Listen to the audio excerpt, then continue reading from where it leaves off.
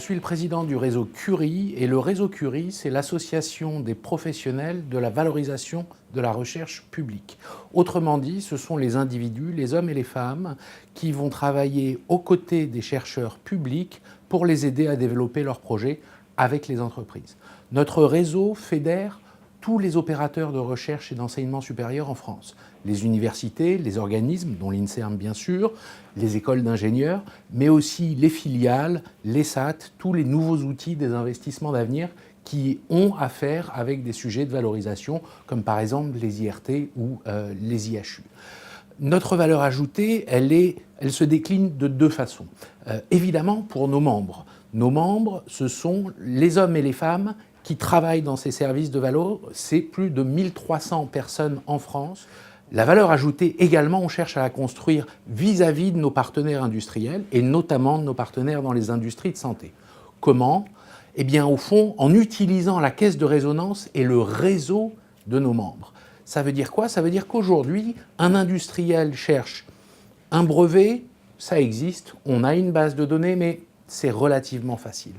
Par contre, s'il cherche une équipe, un chercheur spécialisé sur un sujet très particulier, il peut, de façon anonyme, poser une question, indiquer la nature de la compétence de recherche qu'il souhaite identifier, et cette question va être diffusée auprès de nos 1300 membres, donc ça irradie dans tous les laboratoires de recherche en France pour identifier la bonne équipe qui pourra travailler aux côtés des chercheurs de l'industriel pour développer les solutions thérapeutiques de demain. Nos orientations futures et nos enjeux, ils se déclinent autour de trois grandes dimensions. La première, qui a trait à la professionnalisation, se situe au niveau de la certification des professionnels de la valorisation. Ces certifications facilitent énormément la mobilité des personnels entre les acteurs industriels et les acteurs de la recherche publique. Aujourd'hui, tous les industriels de santé développent des stratégies d'open innovation. Ils doivent pouvoir aller sourcer, aller identifier des innovations dans les laboratoires publics pour alimenter leur pipeline de développement. Eh bien, pour mener ces missions, qui est mieux placé que quelqu'un qui a une expérience avérée dans ce domaine-là, du côté des laboratoires publics, et ce mécanisme de certification professionnelle va permettre de fluidifier, de faciliter ces échanges, et il sera par ailleurs positionné au niveau européen. Autrement dit, c'est un organisme européen qui donnera ces certifications et qui facilitera également une mobilité géographique.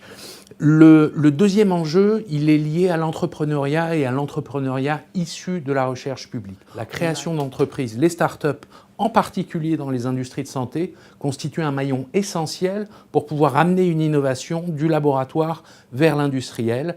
Et donc notre capacité à amener des chercheurs, peut-être couplés à des managers, à prendre en main ces projets pour les amener vers les industriels, sera une des clés de notre succès. Et puis le troisième enjeu, c'est un enjeu partagé dans toute la famille de la valorisation, c'est d'être mieux en capacité à mesurer l'impact socio-économique de nos activités de valorisation.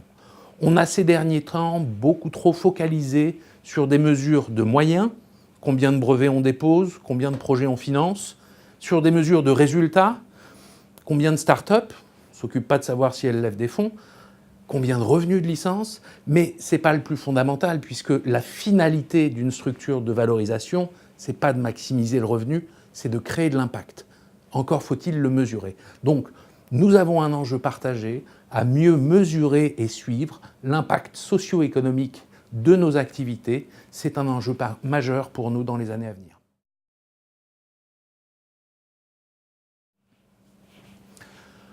Aujourd'hui, la plupart des échanges ou des interactions entre laboratoires publics et industriels de santé se fait sur un mode bilatéral et la plupart des structures que je connais et qui ont une activité un peu soutenue dans le domaine de la santé ont des relations avec une grande partie ou en tout cas un nombre significatif des grands industriels dans ce domaine-là.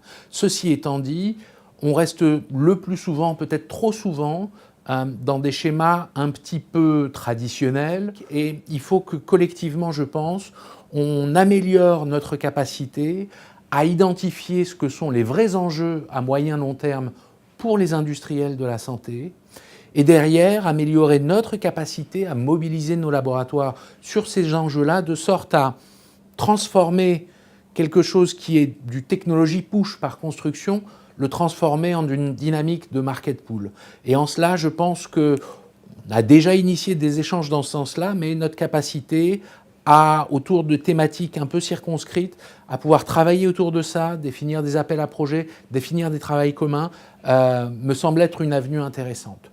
Peut-être deuxième trajectoire à envisager, c'est des structures de deal ou des structures de partenariat un petit peu originales. Je parlais du continuum entre le laboratoire, la start-up financée par des investisseurs et l'industriel de santé. On a tendance à voir ça de façon trop séquentielle et linéaire.